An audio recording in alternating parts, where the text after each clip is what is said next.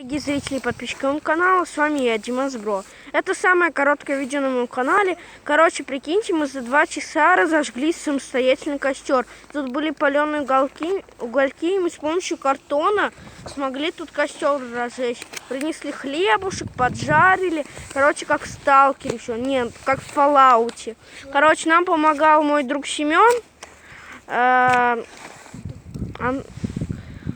Он помогал. И девочка, но она куда-то убежала, походу. Ладно. Вот такой мы прикольный костер зажгли. Тут, представляете, мангал был, немного угольки были поджаренные. И мы решили сделать костер. Ладно, видео, надеюсь, вам понравилось. Ставьте лайки, подписывайтесь на канал. Всем удачи и всем пока.